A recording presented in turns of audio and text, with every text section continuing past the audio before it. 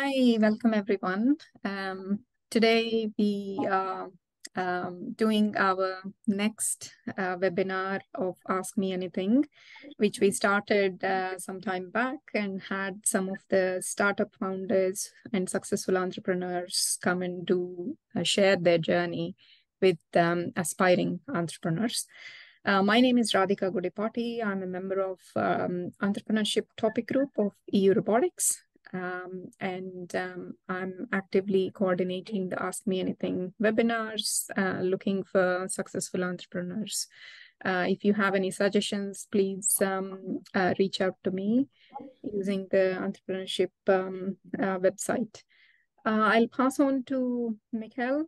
He's the topic group coordinator for Entrepreneurship Topic Group to do a little introduction about our topic group activities. So yeah, off to you, Mikhail. Yeah, thank you, Radhika, and thank you for organizing these webinars.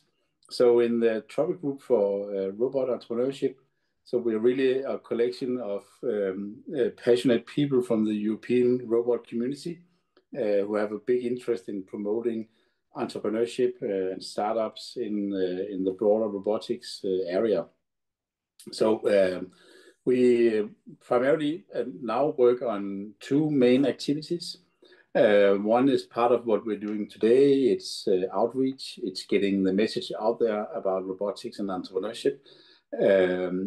Almost also hoping to inspire even more entrepreneurs in taking the leap and going from having an idea to actually realizing it in a company. So that's one activity. The other big activity we have in the topic group is working with euRobotics and the European Robotics Forum. We have developed and are executing the award for the best European robotic startup every year, which is an invitation to startups from all over Europe to apply. And then we'll choose 5 finalists who will work with a jury and will have a chance to pitch at the European Robotics Forum. And also have the opportunity to be selected Startup of the Year, which gives the startup quite some visibility in the European community. So we will, over the next months and years, we will look into more activities. And one of the things we're dreaming about is how can we also support the other European ecosystems in strengthening their activities on working with startups. So as usual, Radhika, I probably talk too long. I always do that. Thank you. Thanks, Mikhail. That's a very nice introduction about the topic group and the activities that we do as part of it. Okay. Looks like we lost Thomas and he's coming back. Hey, Thomas, can you hear us? Yes, now I can hear you. I had some issue with the client and I actually see that I'm no problem at all. 2 times, but now I'm on again. So yes, and thank you for inviting me. And I will just share my screen and make a small presentation. Sure. While Thomas is sharing the screen, I would request everyone to switch off their videos. I'll do an introduction to Thomas and switch off my video as well. Thomas kindly agreed to do the talk and share his journey with all the aspiring entrepreneurs, as he had an interesting journey himself. He was working in different roles in Danish Technological Institute some time back as a consultant, software developer, researcher, etc. Then decided to jump into the shoes of an entrepreneur in 2016 or later. So he co-founded the Spin Robotics, and he has background in electronics engineering and robotic system engineering, and did his Ph.D.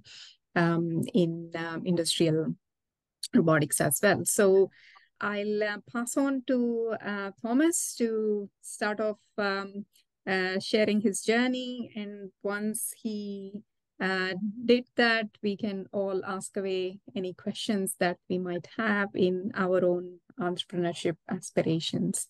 So off to you, Thomas, and we'll switch off the videos, but we are still here. So. Yeah, Thank you very much, and I hope that you both can see my slides and hear me well.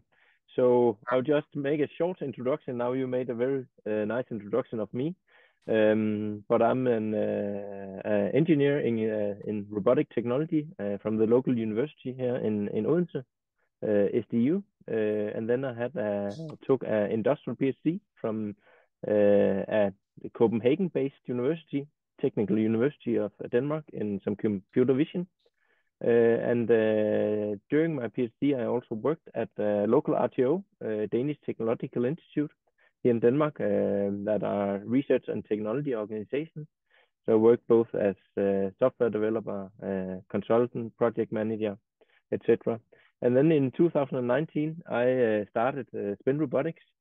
And I did that because I could see a gap in the market, and maybe also because one of my tasks at the Danish Technological Institute was actually to be advisor for young robotic companies, and felt that if they could do it, then maybe I could also do it. And I think I already had some kind of an entrepreneur in me. So when I saw that it was actually possible, I think it pushed me the last part.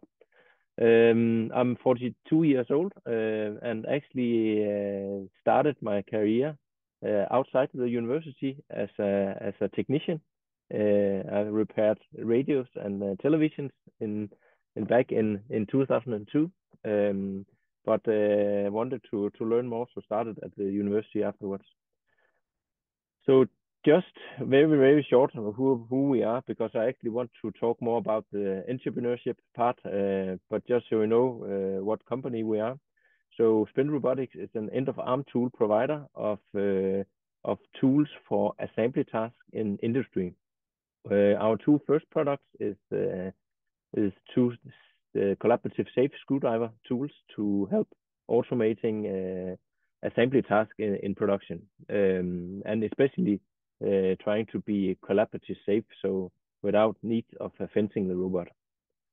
So just so you can be a bit aware of what we're doing, here's a typical application from a local Danish company where they assemble products with handheld screwdrivers and manual labor, and instead we would like to introduce a robot with our tool.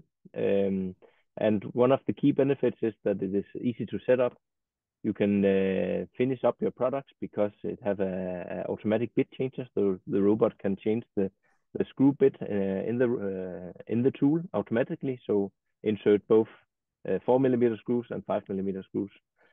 Sorry, Thomas. We don't see your slides changing. Okay. So if you, I can see now in the overview maybe you're on slides 5 or 6, but we still see slide 1. Okay. With a nice picture of you, by the way. Yeah. That okay. So just, Thomas, if you once you put it in slide share, if you share the full screen of where the presentation is, that okay. I'll try that. Oh yeah, now we can. Yeah. Can you see it now? Excellent. Yes, it's very nice. Thank you. Thank you. Great. Okay. Yeah. So as I said, also the short payback time is one of our things that we wanted to work with, and also one of the things that was why I wanted to start this company, because I could see that the end-of-arm tools for screwdriving was actually too expensive, and we had a lot of manual tasks out there that could be automated if we had more low expensive tools. So that's also one of the reason why I'm started this company. So yeah, just to summarize. So we believe that we're looking into a golden future in the next coming years, because we see more and more assembly tasks becoming or being automated. We start to see this demand on high mix, low volume production. We believe that robots will be more and more collaborative, because people want robots to be their tool, not a finished machine. So security and safety is very essential here. And then, of course, we have the AI part of robotics that companies want to work and learn from data. And the screw driving process is it's very nice for that, because we actually can provide data for the entire screw process, how the screws are fastened in products. And then the return of an investment, especially in these years, the return of investment is very, very critical. Because the days where companies hired integrators to build very, very expensive robotic cells and production equipment is over, because a lot of these processes is already automated. So now it's about having the near employee automation, and there the return of investment is a key, because we're competing with the manual labor. So we believe that our solution is the solution of today, but for the requirements of tomorrow. So just a short video of our tool, so you can see it in action, so you know what it's about. This is from a company, Bosch in Germany. They have implemented our system on a cobot from Universal Robot.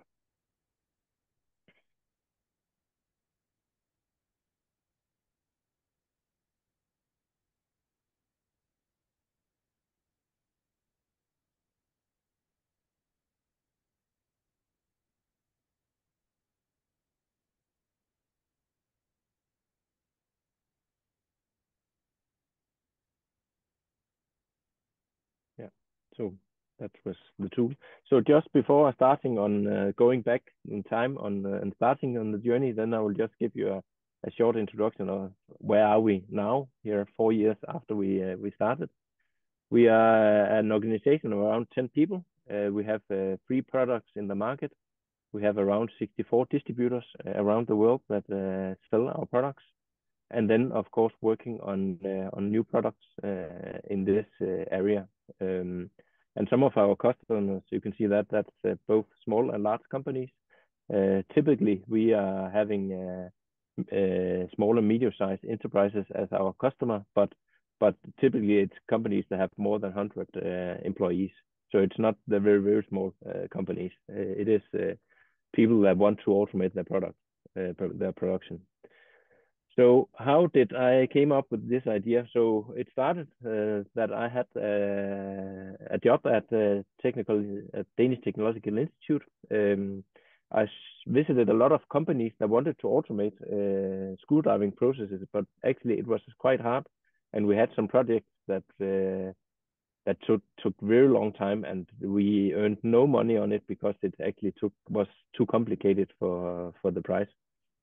We also saw at that time a lot of Danish companies closing their production. So this is a picture from a newsletter. It's in Danish, but in English it's known lighting company closes in Denmark and moved the production to Hungary. 185 employees lose their job. So that was what we heard at that time. So it motivated me, and especially if you see this picture with all these yellow screwdrivers, that was is how people are producing today. So I could see that, okay, if we could just take one of these and exchange with a robotic screwdriver, and I think, okay, there's a lot of companies, so maybe it could be a good business. And we also made some very maybe not fancy system, but what with technology that we had. So that was handheld screwdrivers on robots, but it was complicated. And we saw pictures like this where people are standing with a lot of screwdrivers. So this motivated me to say, okay, could we actually do something that was low cost and could the same thing as all these handheld screwdrivers, but just made for a collaborative robot. So the first idea started in 2018. Actually, while I had my job, I started to make some prototype drawings. I had a job, I had a house, I had a wife and 2 kids, so I couldn't just jump out and start it. So I needed to find my way through, where I could also get some salary. So we started by drawing some illustrations, so I actually could communicate my idea to other both companies but also funding agencies. because that's a lot of the work in a journey like ours is to keep getting money. But as a first task, it was to get money for my own salary. So I did a product card, like we had the product with some specifications that I thought was right and the estimated sales price. I did try to make it look nice for these funding agencies. So I made a business plan, showed how the cobot market was, and wrote a bit about the market. And one of the things when I see this today is this red circle of how many tools we would like to sell in 2021. If I look into our economic systems today, it's not quite the numbers. So that's maybe one of my things here today is to try to be realistic, but on your sales numbers. But of course, you also need to show that this can be a good business. So I normally have a investor budget, and then we have a budget for the company. So we actually have the money to get salaries, because that's two different worlds. And to be honest, we overestimated our own power in the market, and was not aware how long time it takes to get a product that really function and to get it out on the market. Because things have changed the last 10 years since we started to see the collaborative robot on the market with universal robots. They had a very, very unique point in the market because there was no existing. But we are different. We have existing companies, and our distributors and integrators, they actually have a large amount of tools they can select. So the amount of how finished products should be today compared to 10 years ago is different. So we really need to have a tool that's better than the competitors, and also with better customer support and help the customers.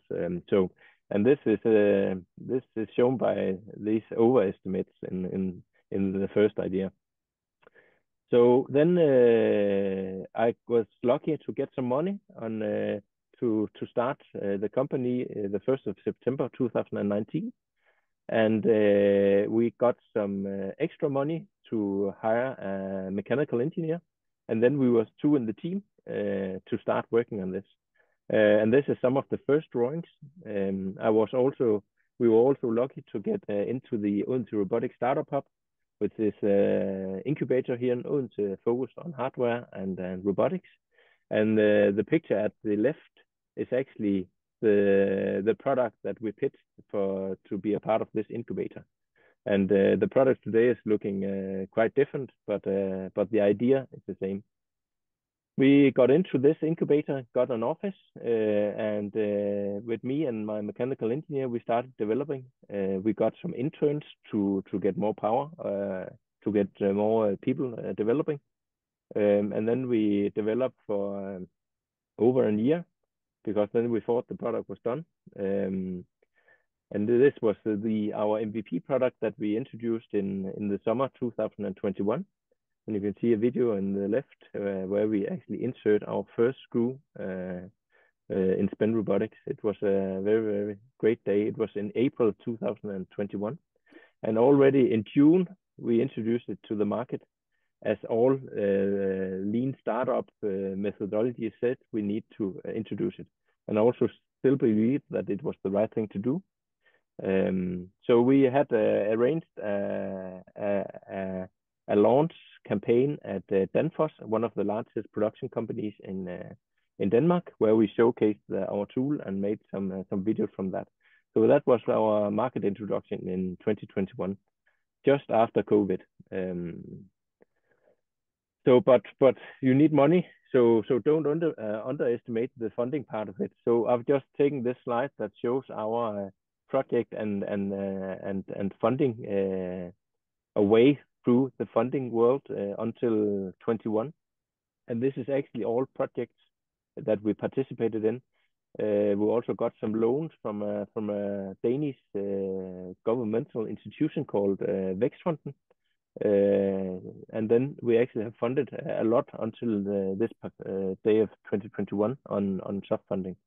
So it's possible. The European Union have a lot of projects that helps companies in developing new technology. So it is possible, but of course it takes some time. Here I will try to give 6 advices on how I think building a robotic startup, what's important. And as you see with our product launch already after 1.5 years, the first thing here is that you need to fake it until you make it. And I still believe that's the right strategy, because else you're behind. You just need to be aware when you go out to customers to communicate that, okay, we are a young company, but because a country like Germany, they have another perception of how to do products that is 10 years behind a desk, and then it's a perfect product, and that can sometimes give a bit of discussions with German companies. So you need to be clear that, okay, we are a young company, but if you give us the chance, then we will work together with you. But especially in Denmark and in the Western countries, I think this you need to get your MVP out quite fast, and then learn from the customers, because that's where you find out what's actually needed. You can analyze a lot. One of my learnings was we have analyzed really deeply whether our tool should be a vacuum solution or should be only for magnetic screws. And we saw from our analysis that, okay, it only needed a product for magnetic screws. But when we started to speak with customers, it was always 50-50 when they need either a screwdriver for magnetic screws or for non-magnetic screws. So that's one of the learnings that we have learned by speaking to customers. So we have also developed technology so we also can handle these screwdriving cases without magnetic screws. That was the first. The other one is actually coming from a day in 2020 when we were so unlucky that one of the larger companies in this space actually introduced a screwdriving solution just before we introduced it. When we started, there was no one that thought of making a robotic screwdriver for cobots. But while we go until the day today, we actually have one of two of the largest end-of-arm tool providers in the world have actually introduced this. But we still believe that we have some unique technology, and we can also hear that on our customers that they are getting back to us because we are the expert in this and not so broad. So, but at that day in 2020, when I saw they introduced it at Automatica, the German fair, it was a horrible day, but it made me think of that, okay, we need to focus on our customers, not our competitors. And I think that strategy has turned out to be right, because now we're still here and we're selling products, even though that company with very, very high budgets actually also have these products. So focus on your customers, not your competitors. Then back to this, how to do a budget. Don't be too unrealistic in your sales numbers. That can be hard to get out of if you're too ambitious. So sometimes keep this small bookkeeping on your own numbers, and of course then have a budget that shows the potential. And also look at okay, what is your price for your robot actually? If I should do this again, I will more look into the numbers that I can sell and see what is will that amount give of revenue. Because if you look into other companies, smaller and larger companies, for instance, I like to use Universal Robots in the start. If you look into their numbers, it's maybe 10 the second year, and then it's 25 the year afterwards. but they have a high product, so it gives some high revenue because the product is more expensive.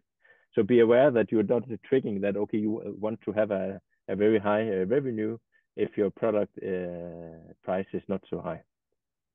So we are a company that need to have the scale from the amount of a larger amount of tools than if you make a mobile robot. So try to do realistic sales numbers. Then you also need to know that money matters, and the hunt for money will always keep on. We are still working on getting money, but we are also starting to be there where we can look into where we have our cash positive and have black numbers. And you always need to think about when should that be. Our deadline for when we should be cash positive have definitely been turned closer to now than for 2 years ago, because we have a war in Ukraine, we have had COVID, we have a lot of economic instability. So because we live in that world, we have selected to, okay, maybe take a bit off the speed and then try to be cash positive instead, because then we can control it by ourselves. But that's risk management in a world with uncertainties. Then building a startup is actually maybe just very boring, and it's looking. It's not boring. That's wrong. But it's actually fits engineers very good, because I believe that if you need to have success, you need to have execution, and execution, that's planning and keeping an eye for the details. So at least you need at least one in your team that is very good at structures and making plans and make them do them in the real world. So the execution, that's very, very important. You can have a lot of idea, but if you don't have people on your team that can actually sit down and plan it and call in for the meetings where you get the decisions, then you're just starting to shoot balls or in all kind of directions, and then you will never get forward. So it is about being good at saying no to opportunities and yes to the right opportunities, because you will get a lot of opportunities. And in this, I will also say that be aware that there are companies out there that only have one focus, and that is earning money on startups. So there are a lot of offers on incubation, and that you need to select the right ones. That's, I think, what I'm trying to do, to say that you need to select the right the right incubators, the right investors. So also sometimes be a bit critical. Are you a company that should look for VC investments now, or should you maybe wait 1 or 2 years? Because if you start this journey too early, you will just burn a lot of hours without results. So be honest to yourself when you select the different opportunities. And also we have experienced so many times that large American company would like to introduce 100 robots. Yeah, but be realistic. Okay, is this too good to be true? Then sometimes it is. Yeah, and then my last one is just do it. If you have an entrepreneur kind of mindset, then do it. We need more companies, robotic companies, software companies, new companies. But be aware that robots is expensive, so you need to get a lot of money. But the good thing is that if you get a product on the market, it is so hard to do hardware and create hardware, and it's hard to sell hardware. So your competitors will be very limited, and that's, even we have competitors, but that's not popping up new companies every second day, as you see if you do a software as a service company. There are people who just so it is a market barrier, or towards competitors that it is actually quite hard to make hardware successfully. But just do it. So that was the last slide I had. So I hope you have some questions now for me about our journey and what we have done until now. So I'll just stop sharing. Thank you. Thanks, Thomas. So one of the very nice presentations for us, summarizing towards the end about what are the lessons and advice that you want to share, which I'm sure will be quite useful for aspiring entrepreneurs who want to get into the robotics space. Thank you so much. And yeah, it's quite insightful, even for the entrepreneur who's hiding deep inside me as well. Yeah. Thank you. Yeah, you're welcome. Yeah. Michael, I do have some questions, but we'll give you the opportunity to ask away if you have any. Oh, yes. Thank you. And thank you, Thomas, for a very inspirational presentation about your journey. And congratulations on all your achievements with the team and the company. So we talked to a lot of startups from all over Europe. We often, one of the things we talk most about in early phase startups is actually, what about your customers? And what about the value you're creating for your customers? Yeah. Because startups often have a similar background to yours. And they are very good at describing the technology and the technological roadmap and sort of the product vision.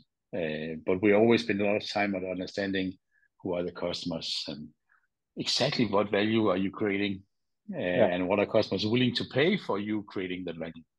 So you already touched upon it in your presentations, but could you maybe elaborate a bit more about your process in the early phase in getting that validation from the customers, what you did and what was important for you? Yeah, we too late, to be honest. We found test customers, and we thought that actually we could just sell our Series 0 produce products to distributors, and then they will just sell it. So if I should do it in another way today, I will not start building a distribution network before I have sold to 3-4 customers by myself, because of this learning loop. It's with our model, and what we did wrong was to have this learning loop through a distributor or an integrator. That's very hard. So I will always recommend to just go out in your local country, find 1 customer or 2 customers that want to do this, and then do all the work. I had, because I have read a lot on robots and universal robots and all their journey, that you need to be able to scale. So we cannot do customized stuff. And I had this idea for a very, very long time that no, we cannot do integration or something. But that was actually where me and our employees learned.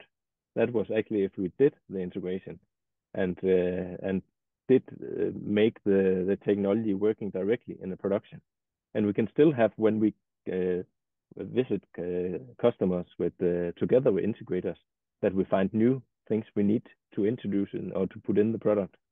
So I think it's important to get started there. And if you want to do a distribution model that we had, that we're doing, then it's also important to be honest and learn from the integrators, because this link, it is hard, because you need to know the integrators' world, how they're selling it.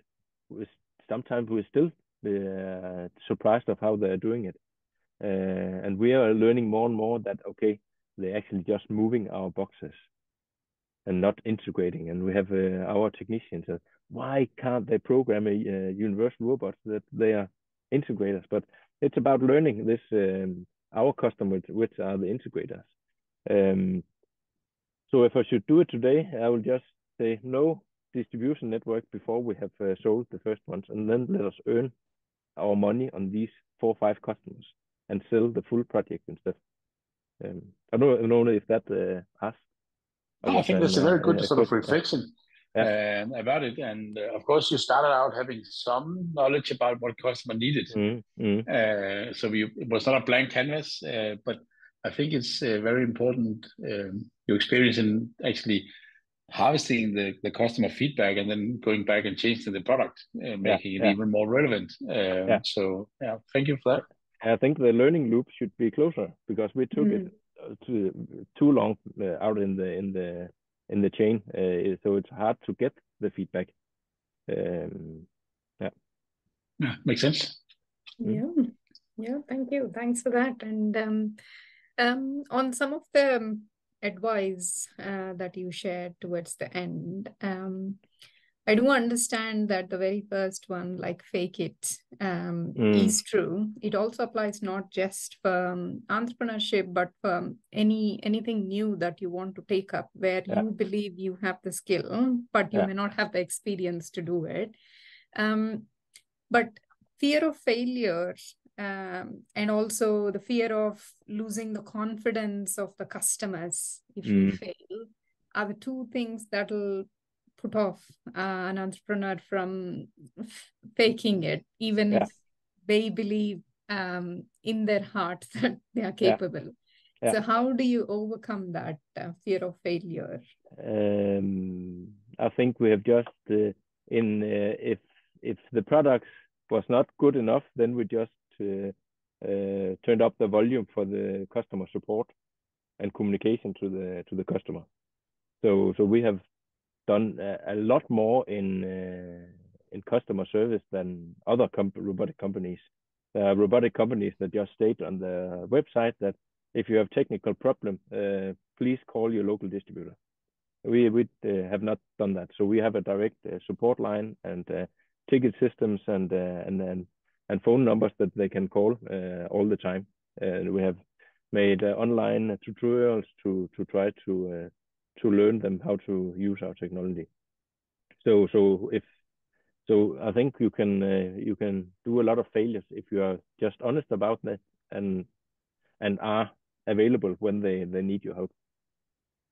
Sounds good. So being more honest with the customer that this is our capability, but we are willing to offer this and willing to offer the support. That's a great piece of advice. Thank you. And this typically thing with a happy camper.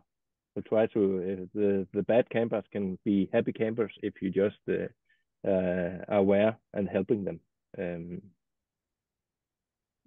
Sounds good. Thank you. Cool. So service is definitely important. So is it okay, Radhika? I jump in with a question? Go on. Thank you. So thank you for also sharing your story about working early stage based on soft funding, equity, free funding coming from different types of public related sort of activities. And I think that's an important part of any robot startups' lives, and especially in Europe with the funding situation here, it's important that you are able to attract what we call soft funding early stage.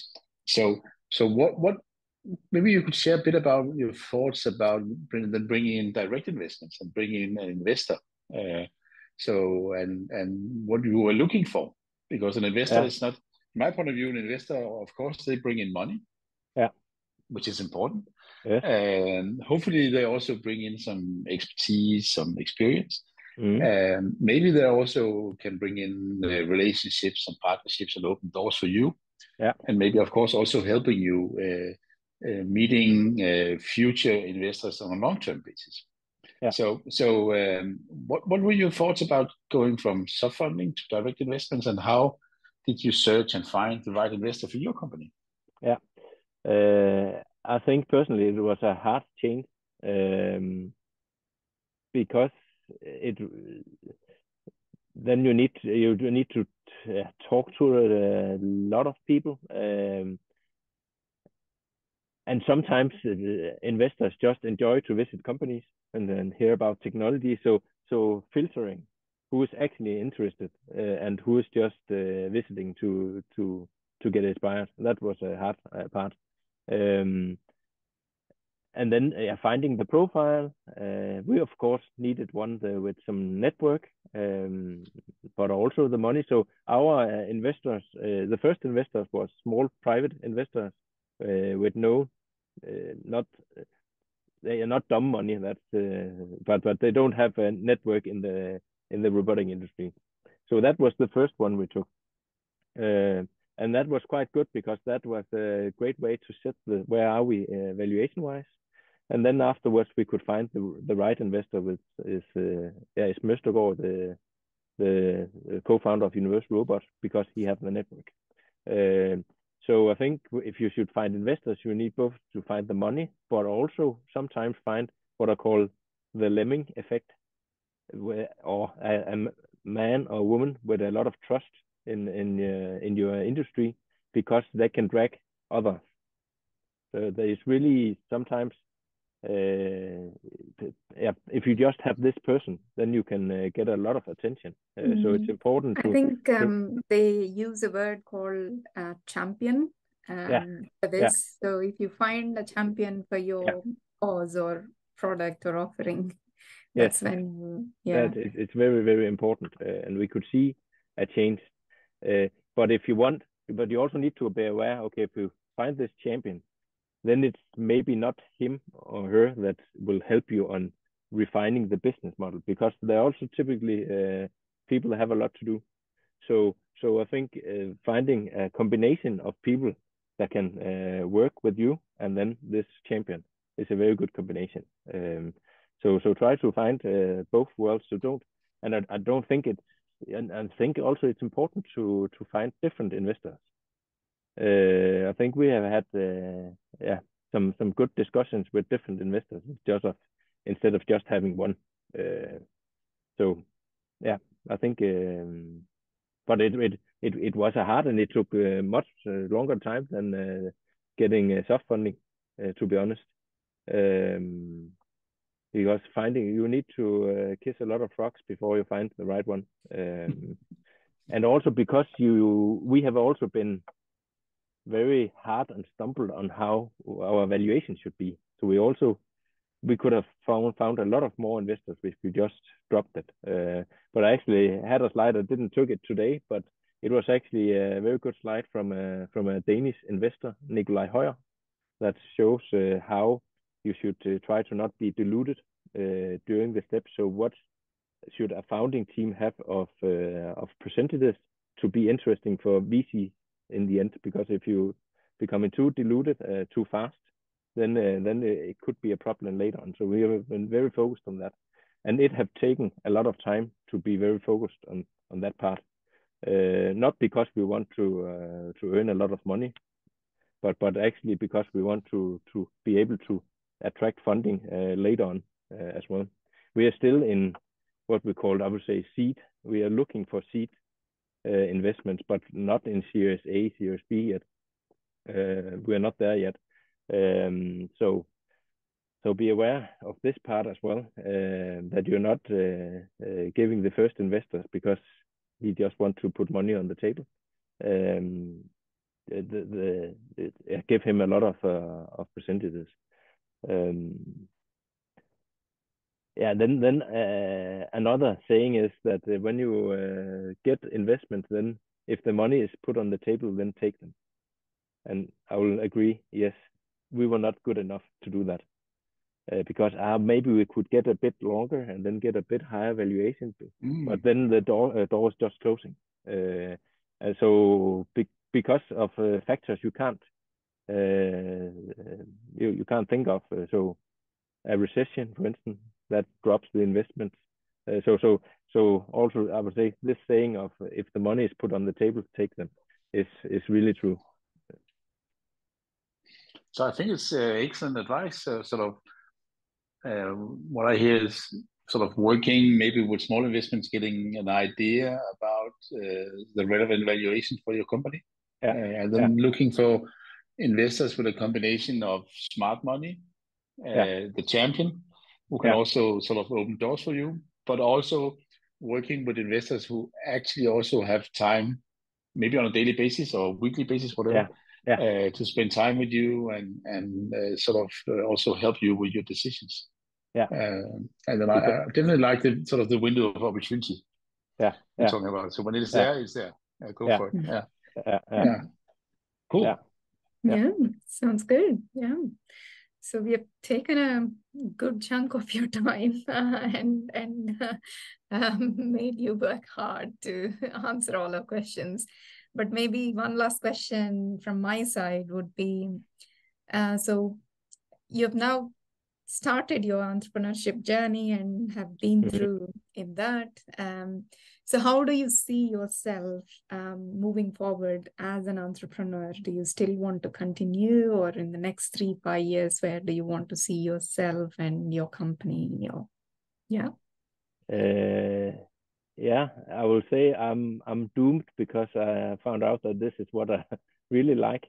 It's so hard, but I can compared to my old job, it was also very, very nice, but this is just something different. So personally, my wife hates me when I say tell it like this, but when this is done, then I have to find something new. And then she said, "Oh my God, don't do that." But that's personally the feeling that I have. For the company, I hope that in the next 5 years that we can become a large player in the field, and then somehow should be merged together with other companies, I think. So that's an exit in the end. If we should be honest, that is the hope and dream. Because I can also see where are my limits. I'm very good in the start, starting things. I'm also very structured in structuring things, but the sales part and getting it out there, that's not me. That's not the intention. I'm the CTO, so that kind of recruitment is okay. But it's hard for me to, when I can't control things. When I can't control a customer saying no, that's annoying. So I'm best in the start. So, and making chaos to processes. So that's also where I like to work. And not one that really want to develop a lot. To be honest, it's not there's not many lines of code left in our products that I have made, because there are people that are much better. And that I think that typically entrepreneur, he will start new things, and so we can't actually concentrate on writing code for 8 hours a day. 3 hours, then I'm starting to find new features and so on. So you need to have people in your team that actually are very good at focusing on the development. That was a bit of a sidetrack, but yeah.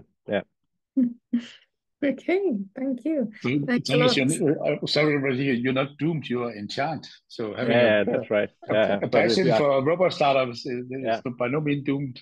No, it's just when you ask my wife, it's that's a different something different. Yeah. But I really like this getting from the idea to see it out there. It's Nice journey. Thank you. Thanks, Thomas. And Michael, do you have any further questions, or can we wrap up? Yeah, let's wrap up. I have 1,000 questions, but we'll do them another time. Yeah. I know. Yeah. I mean, that is something we can catch up with Thomas, and also Thomas, one quick kind of promotion or plug, as both of us are in the euRobotics community. If at any point Spin Robotics want to become a member of euRobotics, please reach out to us, and we can circulate the information about the benefits from membership, etc. But this is just a word, as we are actively working as volunteers in euRobotics activities as well. So Yeah, thank you. Yeah. Thanks You're for welcome. all your time today. You're welcome. And very nice inputs, and one of the very insightful sessions, I must admit, since we started the webinar series, Ask Me Anything. And yeah, let us make it more and more engaging as we move forward. And if you have any recommendations of any other founders in your network in the robotic space, do let us know. Yeah, I will let you know. So, thank you. Thanks. Yeah.